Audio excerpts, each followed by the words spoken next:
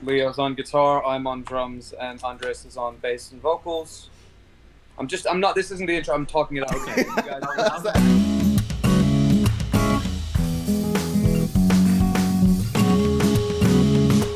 what's going on, guys? Here we are. It's me, Leo, and Andres here. I'm Devon. We're gonna analyze this song, Force with No Name. It's a cover we did by the band America originally. Yeah, I'm looking forward to it. The guitar part is really basic.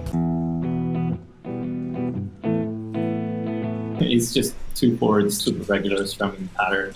When it comes to the solo, the one I did was a bit of a reinterpretation of it.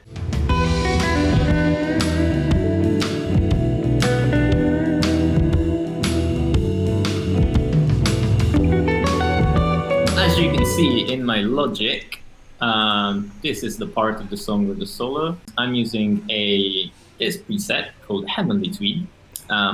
So yeah, it's got some echo, fair amount of reverb, but yeah, overall it's quite a soft sound. Whereas the other one,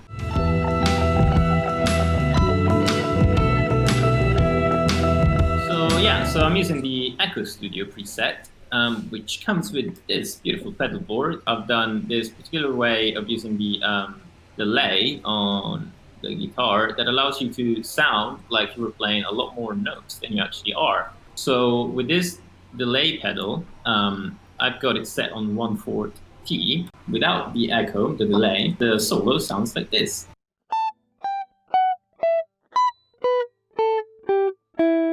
Whereas with the effect, it will sound like a cascade of notes.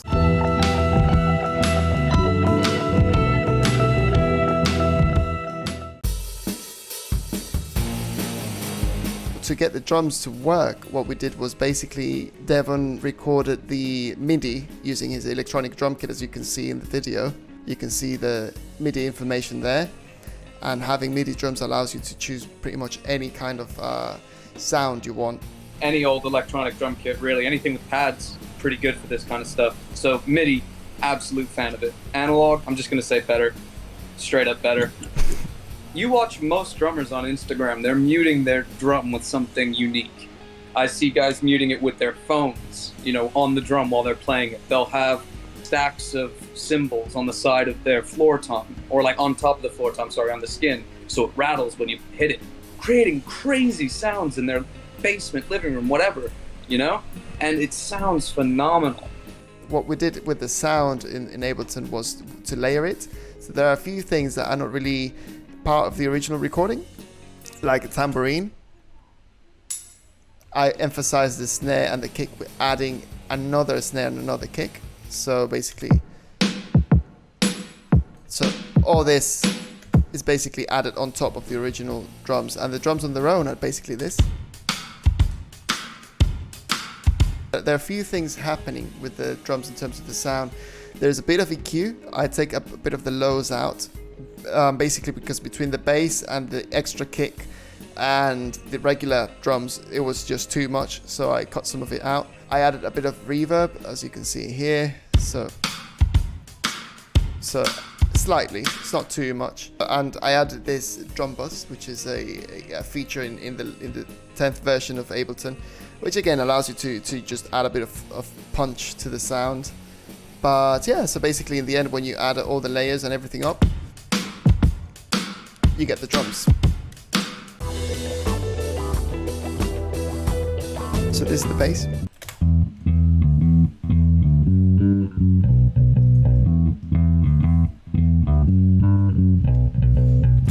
Yeah, so again, simple bass, nothing crazy in terms of the notes, but there is something happening to the sound. I am EQing it, and as you can see here, I'm taking the top off because I can't have everything. If I just leave if I do not EQ it, I don't leave enough room for the other instruments who need this bass more than the bass.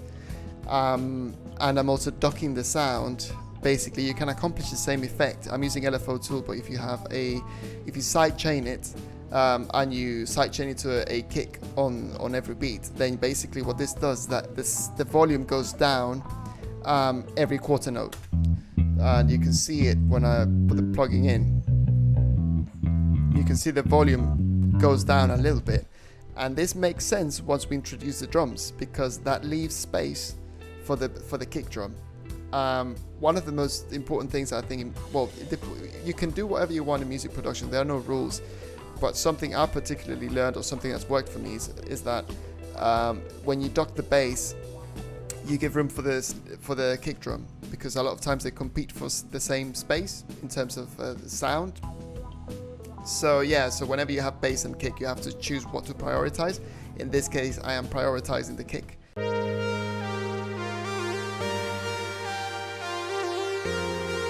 What's going on with the keys is just a 80s kind of sound. So I'm using a plugin here called Addictive Keys, but basically it's a keyboard based on the Mark 1, which is included in most audio workstations. It's just a very classic keyboard, so you can just get the sound, and if we isolate it and just hear it, you can get a feel for the sound.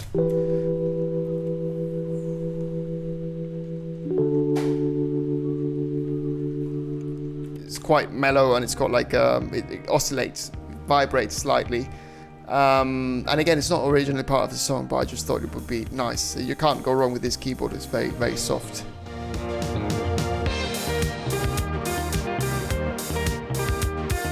So there's a lot going on not in terms of singing. In terms of singing, I think anyone can do it.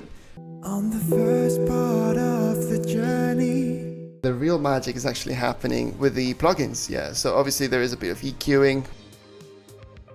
I'm using a gate just so that little sounds, like the sounds that we make with our mouths, closes when it opens, those little sounds don't make it to what we hear in the final product. The most important thing is basically isotope. Now, you don't have to use isotope, but there are many nice things about it. Okay, so reverb, again, any DAW has reverb, so that's fine.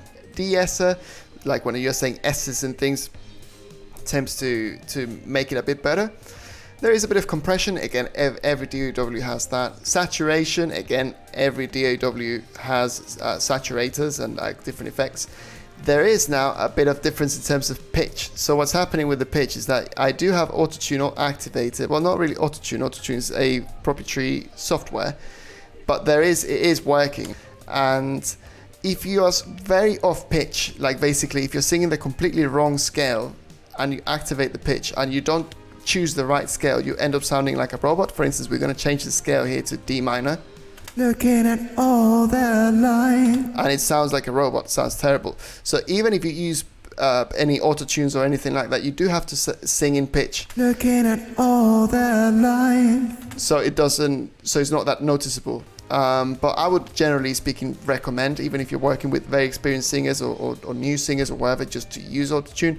For the chorus, we've got doubling, which is pretty much a very obvious technique, a vocal processing technique. Been through the desert on a... So we've got one on the right. Been through the desert. We've got one on the left. And then if we sound them all together. Been through the desert on a... Very, very simple. You feel the whole space.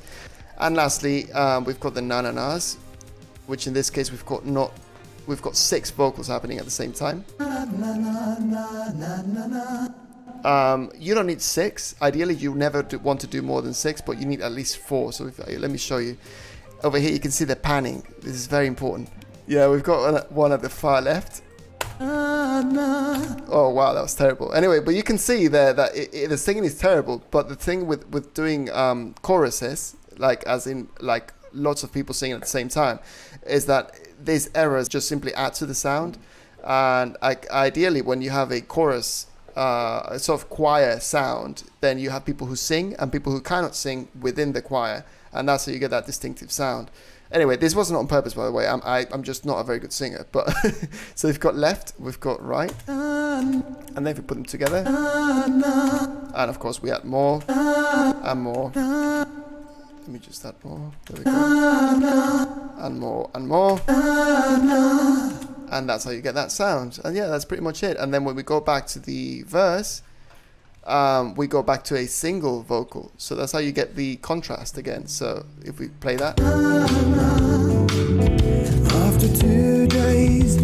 So it's different. You can tell you're going to a different section of the song. So my advice to anyone who's producing music is use doubling and layer your sound, but don't do it all the time. because then it's just gonna, there's not gonna be any contrast. It's just gonna feel like the same thing all throughout the whole song. Yeah, so basically that's pretty much the overall music production and the musicality behind the song. And if you guys like to know more about any specific part of the music production or any specific instrument, then just let us know. Like we obviously skimmed through everything, but we're more than happy to dive a bit deeper into things. Let us know what you guys are working on, like if you guys are using the similar techniques, and you know, especially with the vocals, whether you're splitting them across the two, left and right, you know, like we're doing, or if you guys are doing something else. Let us know what you're doing too. That'd be really good to learn and just start developing, you know, learning from others as well. It's just, yeah, drop a comment.